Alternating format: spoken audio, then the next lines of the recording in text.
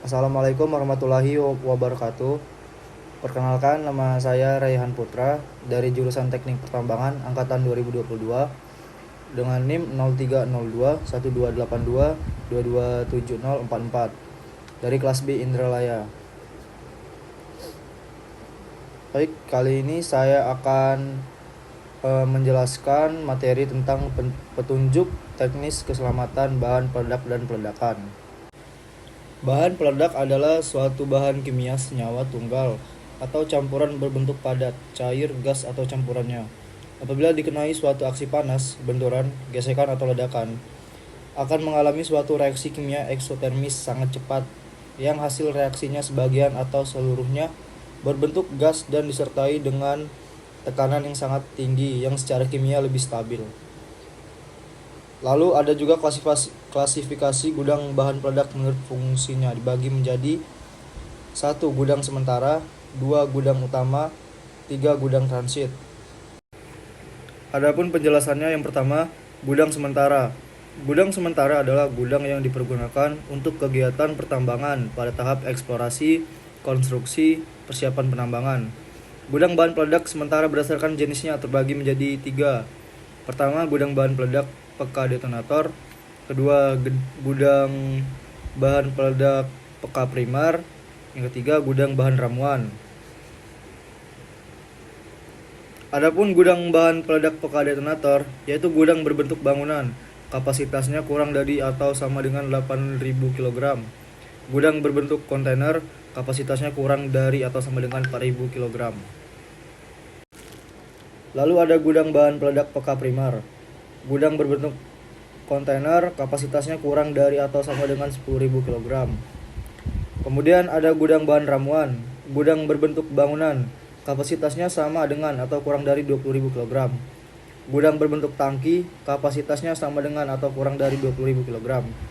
Gudang berbentuk kontainer, kapasitasnya sama dengan atau kurang dari 20.000 kg. Yang kedua, gudang utama terbagi menjadi 3. 1. Gudang bahan peledak peka detonator. Berdasarkan bentuknya, gudang bahan peledak peka detonator dibagi menjadi 2. Pertama, gudang berbentuk bangunan, kapasitasnya sama dengan atau kurang dari 150.000 kg. 2. Gudang berbentuk kontainer, kapasitasnya sama dengan atau kurang dari 4.000 kg. Kemudian ada gudang bahan peledak peka primer. Dibagi menjadi 3, yaitu gudang berbentuk bangunan dengan kapasitas sama dengan atau kurang dari 500.000 kg. 2. Gudang berbentuk tangki, kapasitasnya sama dengan atau kurang dari 100.000 kg. 3. Gudang berbentuk kontainer, kapasitasnya sama dengan atau kurang dari 10.000 kg. Kemudian ada gudang bahan ramuan dengan berbentuk bangunan, kapasitasnya sama dengan atau kurang dari 2 juta kg.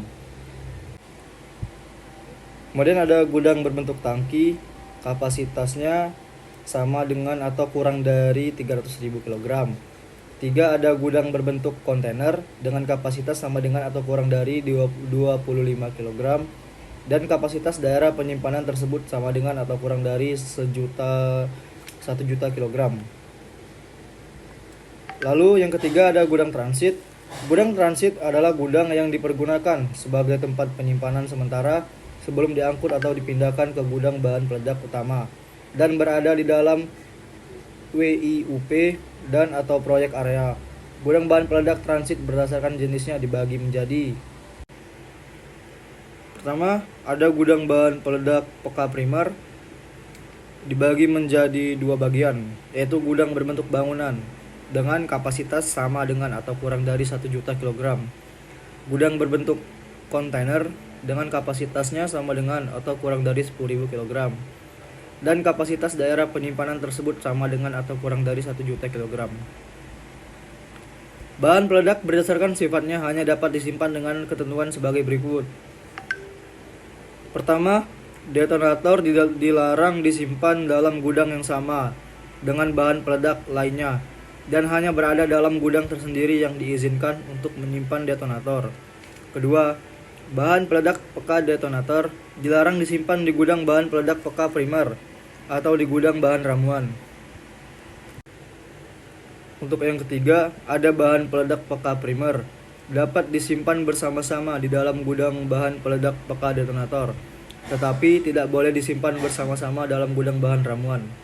Keempat, bahan ramuan dapat disimpan bersama-sama di dalam gudang bahan peledak peka primer dan atau di dalam gudang bahan peledak peka detonator. Kemudian yang kelima, ada bahan ramuan, bahan peledak yang terbentuk cair atau agar-agar atau gel.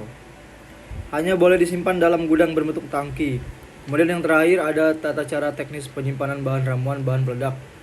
Bahan peledak peka primer dan bahan peledak peka detonator diatur dengan petunjuk teknis yang ditetapkan oleh Dirjen. Baiklah, sekian materi yang dapat saya sampaikan. Apabila ada kesalahan dalam pengucapan kata dan kekurangan dalam video ini, saya meminta maaf. Saya akhiri. Assalamualaikum warahmatullahi wabarakatuh.